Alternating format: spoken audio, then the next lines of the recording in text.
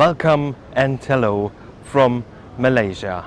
We are in that really sizzling, hot, very hot city of Kuala Lumpur, which is a very creative name because it means the muddy confluence. So it seems two or more rivers are coming together here, gave the city the name Muddy Confluence. It's also the birthplace of ketchup, and at the back, once in a while, it was the highest building of the world, the Petronas Towers, and we're having a look now in the city. So come with me and take a walk with me.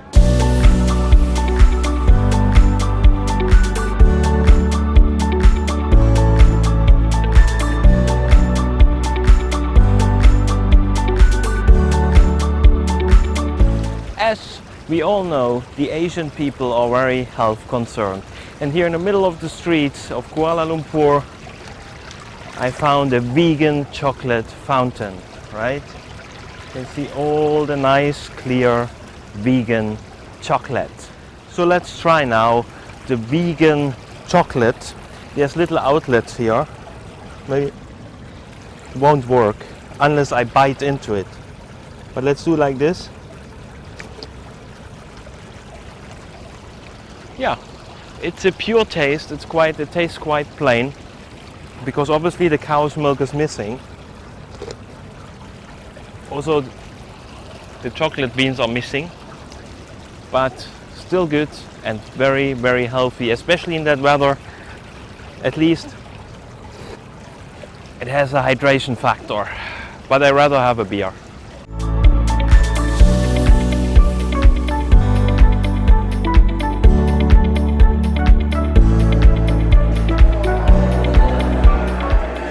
So this is the bottom of Petronas Towers. Unfortunately, today the ticket for the earliest admission to go up is at 4:30. That's in more than 3 hours, and I don't really want to waste my time here waiting. If you want to go, it's 85 ringgit to go up, which is something like 15 euros approximately. But you have to buy a ticket only for a certain time, and it is valid for 1 hour. If you do not wait, there is a little bit sort of a black market for tickets. There's guys running around here selling a ticket for 2.15, but it's still more than 1 hour. So if you want to go up, you can either go up to the high observation desk, which is 370 meters above ground, or the sky bridge, which is approximately 170 meters high, while the whole building is 450 meters high. It's an impressive and very iconic building. I still would recommend it if you have the time, but plan it in advance.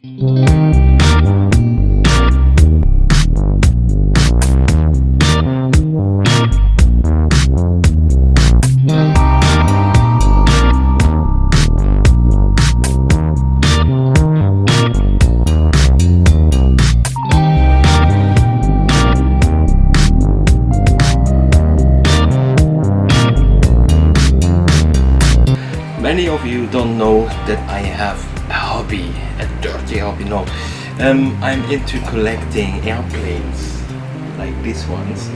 And here in Kuala Lumpur, I found the perfect shop to buy airplanes. Unfortunately, to find a good shop, you always have to go to Asia. So I usually buy in Hong Kong or here in Kuala Lumpur. And look what I got. MD-11 cargo plane from Lufthansa. Also Syrian Air Tupolev 154. This is actually the first plane I was ever flying on, but in that Balkan livery. And then of course we have the Lockheed Super Constellation, old classic plane. So I tell you something, this shop is very well equipped, but it is a little bit difficult to find. If you want to know how to get there, look for Daikon.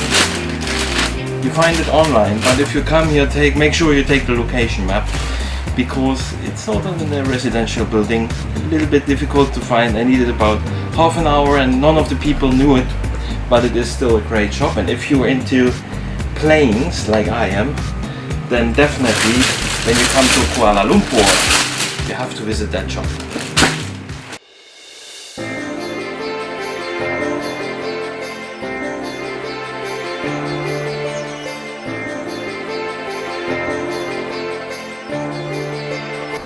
a must-do in Kuala Lumpur is of course to visit Chinatown. So like any major city, also Kuala Lumpur has a little part of the town which is dominated by the Chinese, and in particular you should come here in order to do some shopping of all the good things.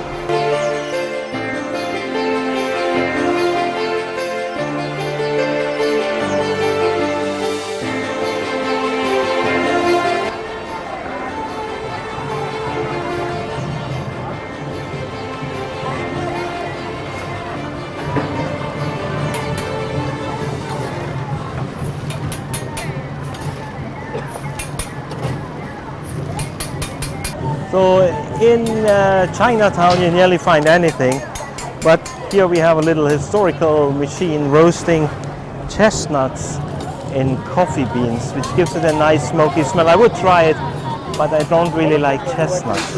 But interesting to see that in the street. It's also quite hot standing next to it. When you come to Chinatown, you have a couple of restaurants to eat from. So we have chosen that one, just in the corner in the middle of Chinatown, where we chose it because the beer is served in champagne buckets filled with ice.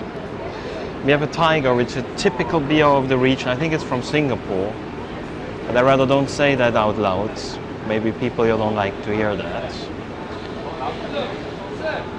So, and that's the best thing to do in Chinatown. You send your wife shopping and you have a beer, which is actually really good to hydrate in that heat. It's probably 30 degrees, it's humid. Nothing better to do than have a cold beer. Delicious.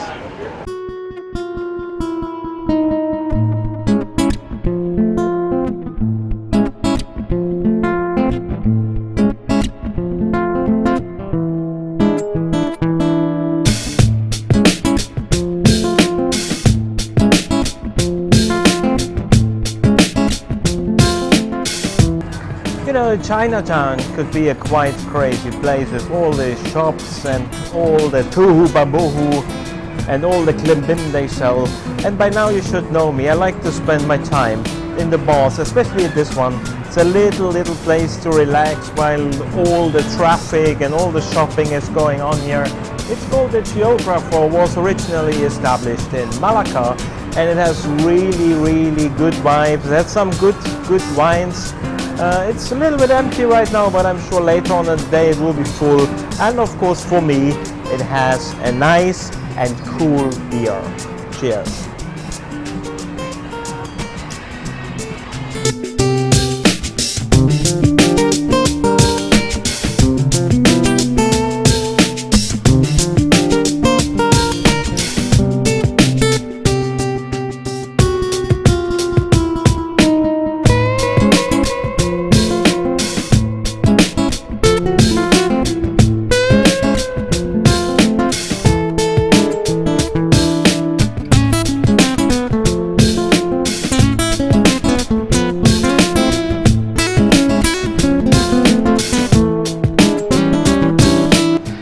A bit longer now, and I really like the place. It's an original place.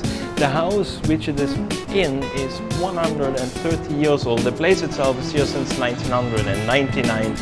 You can come here, you eat here, you have a range of beers, which is my favorite, but of course you also have a nice range of wines and food. I think if I would live in that city, I would come here every single day.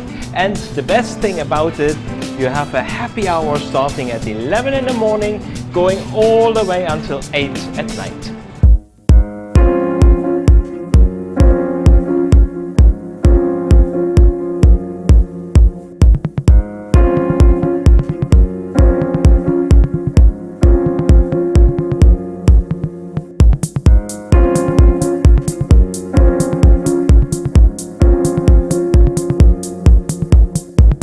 You might remember that Confluence, which I was talking about before, the name of Kuala Lumpur, the muddy Confluence, and I think I found it.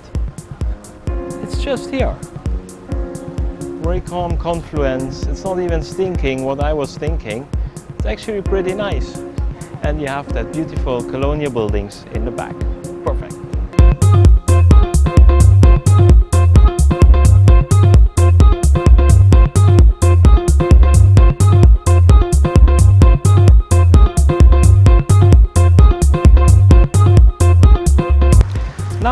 very old Colonial District of Kuala Lumpur.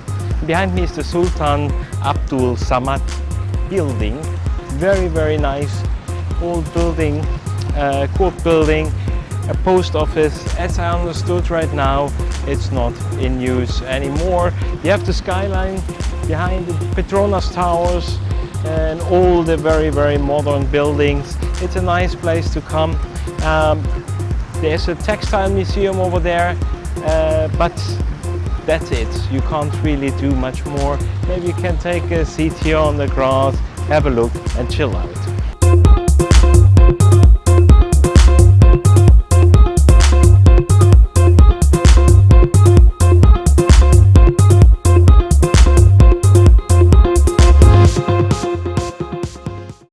And here we are at the central market, which is situated in the middle of Chinatown.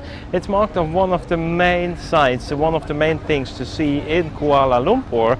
We will see now what it is about, but in my mind it's absolute madness. I hope I'm wrong with that. But we have to go in anyways, because bad weather is moving in.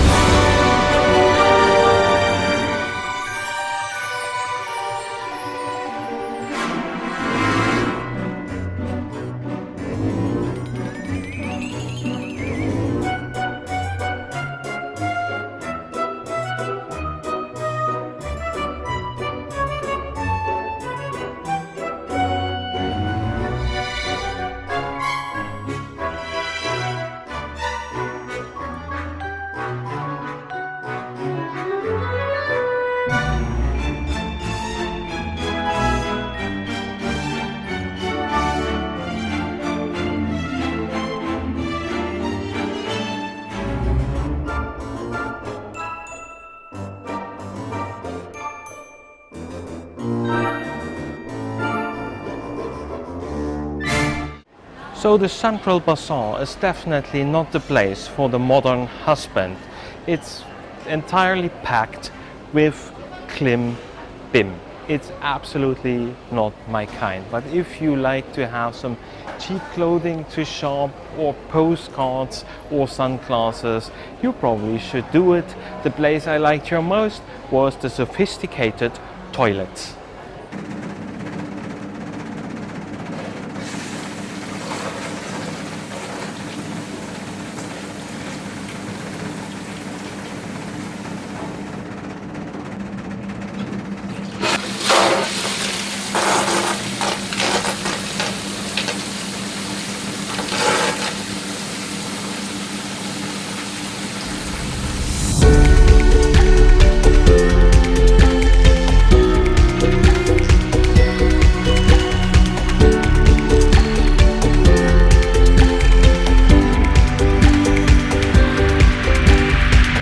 I'm now at the KL Tower, and that's my little secret tip for you. In the back you see Petronas Towers, and there you wait maybe 2 hours until you can get up. I booked this ticket online, which is slightly cheaper than when you buy directly here. It was 105 ringgit, and there was absolutely no queue when we came. Instant access, could go up, and we are now outside at 300 meters. You have a perfect view of the whole city. The only thing you should watch out for, you should maybe not go to the outside deck when it is raining.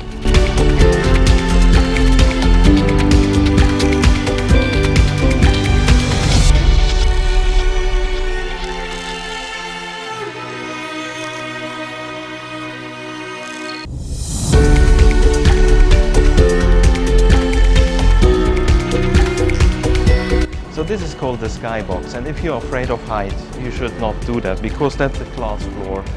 Actually, you can feel the movement of the tower, and you should definitely not look down.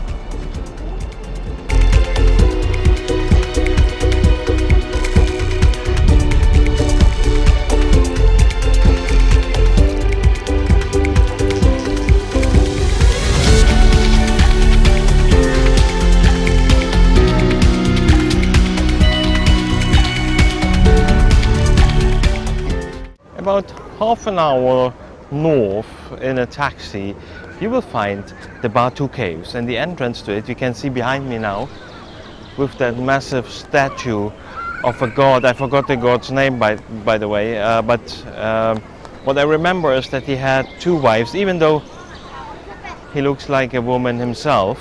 And now we will enter those caves.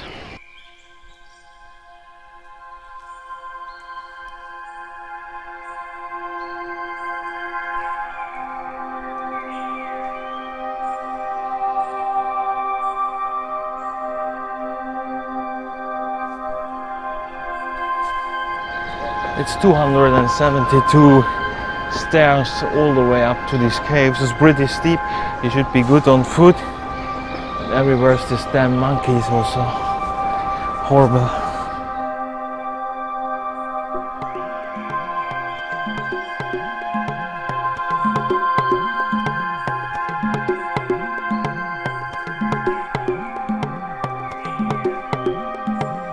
So after you climb a stairway, which is basically higher than the Petronas Towers, you reach the entrance of the cave. The funny thing is, it says at the top, if you have heart problems, you should not climb the stairs. Proper advice. Behind me is the entrance. Let's see how far we can go in.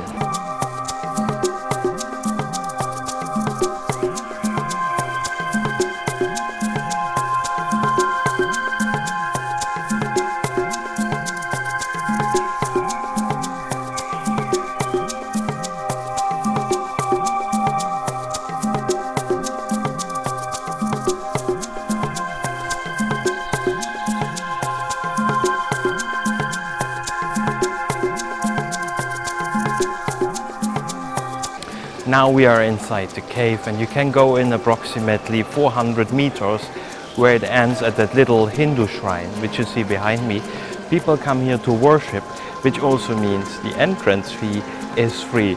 For some other strange reason, there are 3 roosters inside the cave as well, which make a hell of a noise, and a lot of people. I recommend you come in the morning because then it's not so hot yet. Later on at the day, I can imagine that it is far more busy and far more hot than it is right now.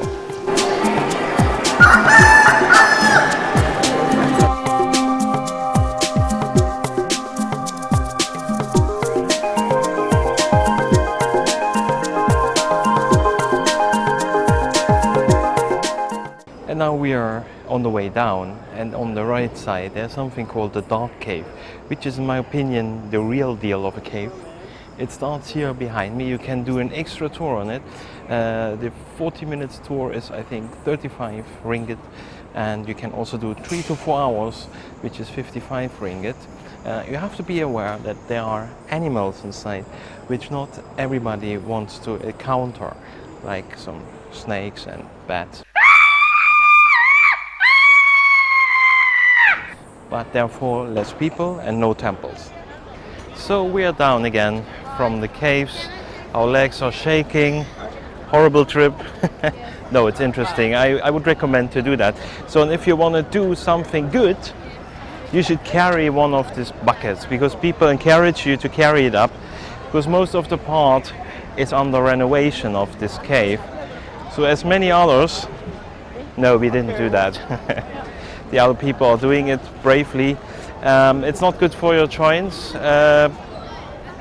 but it helps to conserve the sites. If you want to do something good, go for it.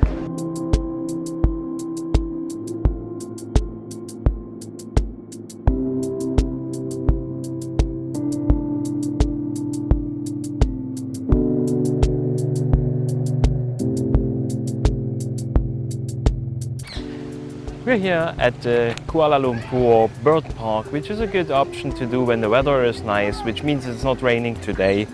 And here we can see a lot of exotic birds, such as eagles and flamingos and maybe some parrots. And it says they have ostriches as well. These are also some strange birds next to me here. Ostrich is not better than a monkey though. But if you come here, it is 65 ringgit entrance fee for adults. I would plan like 2-3 hours for it, I would say. Let's see what strange birds they can offer us here.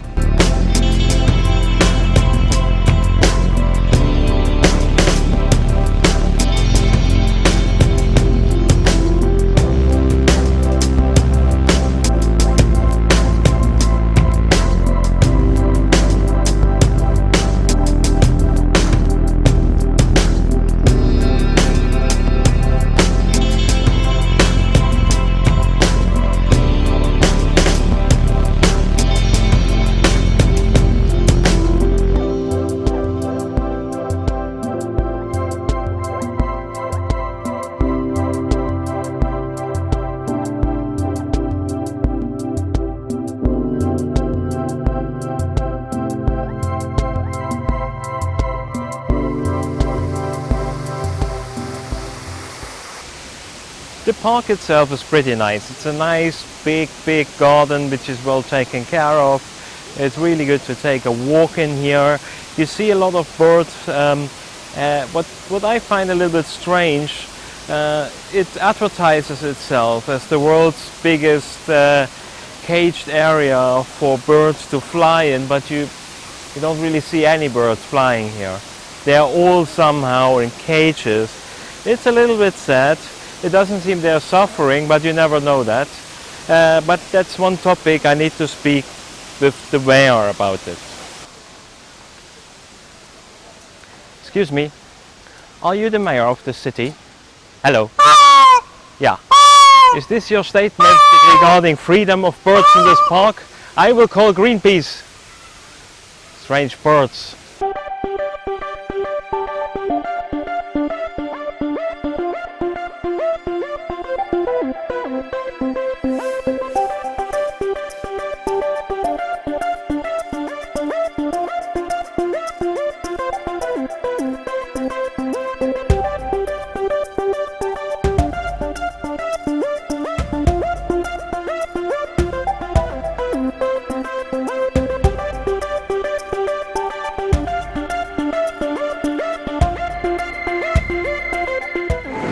Today we are dining out in Bukit Bintang, and I must say it's not the place to come to for fine dining, definitely not. It is more, I would say it's a street food place, or all the restaurants which you can see behind me, which have every single Asian dish you can imagine. I have here a green papaya salad with carrots, which is one of the hottest salads I ever ate. It's like super spicy. There's some chicken here. Of course there are far more exotic dishes available on those menus. But the only reason I'm not trying them is that I don't have my hepatitis A and B vaccination in place.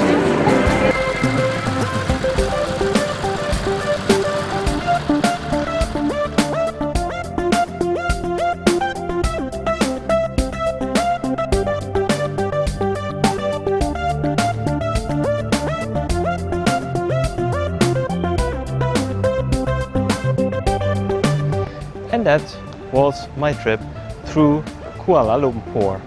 Since a long time I know I didn't upload any Let's Travel videos, so that was one since a long time. I hope you liked it, and if you really like it, you should press that like button down there, or you subscribe to my channel. So I am not knowing where I'm going next time, so it will be a surprise for you. Until then, goodbye.